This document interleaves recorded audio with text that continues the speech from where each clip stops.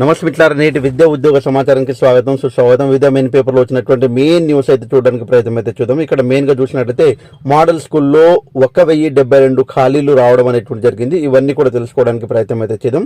మొదటిసారి వీడియో చూసినటువంటి యాస్పిరెంట్స్ ఎవరైతే ఉన్నారో తప్పకుండా తంబు సింబల్ పైన ప్రెస్ చేసి లైక్ ఇవ్వండి, అదే రకంగా సబ్స్క్రైబ్ చేసుకోండి. మెయిన్గా చూసినట్లయితే ఇక్కడ చూడండి, మోడల్ స్కూళ్లలో 1072 ఖాళీలు, మొత్తం 194 స్కూళ్లలో 3880 శాంక్షన్ పోస్టులు అయితే ఉన్నాయి. అయితే పనిచేస్తున్న వారు 2808 మంది మాత్రమే ఉపాధ్యాయులు ఉన్నారు. ప్రిన్సిపాల్ లేక సీనియర్ టీచర్లకే ఇన్ఛార్జ్ బాధ్యతలు. కాబట్టి ఎవరైతే ప్రిన్సిపాల్ నియామకాలు జరగలేదు కాబట్టి అక్కడ ఉన్నటువంటి దాంట్లో ఇప్పుడు సీనియర్ టీచర్లు ఎవరైతే ఉన్నారో వాళ్ళకి ఫేస్ ఇవ్వడం అనేటువంటిది జరిగింది. అయితే ఇక్కడ ఖాళీలు, అదేవిధంగా దానికి సంబంధించినటువంటి వివరాలు అనేటువంటిది ఒకసారి చూసినట్లయితే ఇక్కడ ఉంది చూడండి. Post, subject. ప్రిన్సిపాల్ మంజూరు అయినవి 194, పనిచేస్తున్న వారు 99, ఖాళీలు 95. అయితే ఇక్కడ చూడండి, పీజీటీ తెలుగు 143 ఖాళీలు ఉన్నాయండి. ఇంగ్లీషు 130 ఖాళీలు ఉన్నాయి. మ్యాథ్స్ 91 ఖాళీలు ఉన్నాయి. ఫిజిక్స్ 30 ఖాళీలు ఉన్నాయి. కెమిస్ట్రీ 23 ఉన్నాయి. బాటనీ 32 ఉన్నాయి. జువాలజీ 20, అదే రకంగా ఎకనామిక్స్ 24, కామర్స్ 41, అదే రకంగా సివిక్స్ మనకు ఇక్కడ 32, కామర్స్ 41, తర్వాత మొత్తం 566 మనకు ఇక్కడ ఉన్నటువంటి దానిలో పీజీటీకి సంబంధించినటువంటి ఖాళీలు ఇవన్నీ కూడా.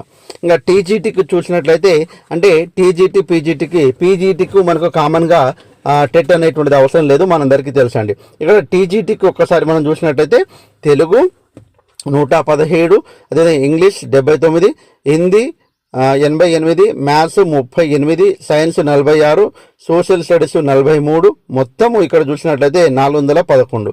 ఈ 566 ప్లస్ 411 ఈ రెండు కలిపితే 1072 అనేటువంటి పోస్టులు ఇప్పుడు ఖాళీగా ఉన్నాయి. ఇవి మోడల్ స్కూల్లో ఉన్నటువంటి మనకు ఖాళీల వివరాలు. కాబట్టి చాలా జాగ్రత్తగా గమనించండి.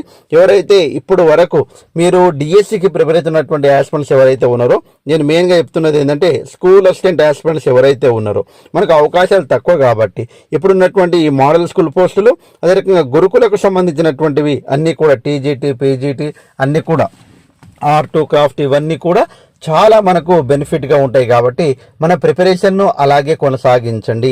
మీరు చాలామంది ఏం చేస్తామంటే పోస్టులు ఉంటాయో లేవో అనేటువంటిది.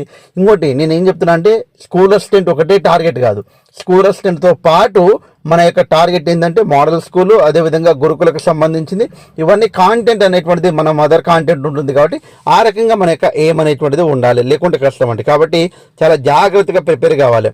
మనము ఎయిమ్ ఒక టీచర్ జాబ్ అయినప్పుడు, మనము టీచర్ జాబ్ సాధించాలనే బలమైన సంకల్పం ఉన్నప్పుడు మాత్రము ఎటువైపు కాంప్రమైజ్ కావద్దు.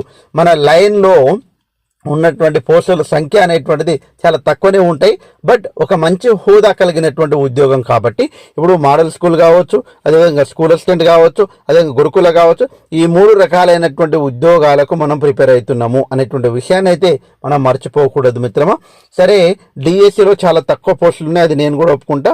ప్రభుత్వము వాటికి ఏమన్నా చివరి క్షణంలో ఏమైనా పెంచడానికి అవకాశం ఉంటే పెంచితే లాభపడేది మనమే. కానీ ఇప్పుడున్నటువంటి సిచ్యువేషన్ ప్రకారం డిఎస్సిలో అత్యంత దారుణంగా ఉన్నటువంటి పోస్టుల సంఖ్య ఏదన్నా ఉందా అంటే అది స్కూల్ అసిస్టెంట్ పోస్టులు 1, 2, 3, 4 ఇలాగే ఉంటాయండి. కాబట్టి మనకు ఉన్నటువంటి సోర్స్ ఏంది, ఎందుకంటే మనం వేరేది ప్రిపేర్ కాలేక డిఎస్సిని ప్రిపేర్ అవుతూ మన కాలం గడిచిపోయింది. కాబట్టి దీనికి వదలలేక ఉన్న అవకాశాలను వదులుకున్నాం. కాబట్టి తప్పకుండా మనం అదే అయినప్పుడు తప్పకుండా మనం ముందుకు వెళ్ళాల్సినటువంటి అవసరం అయితే ఉంది.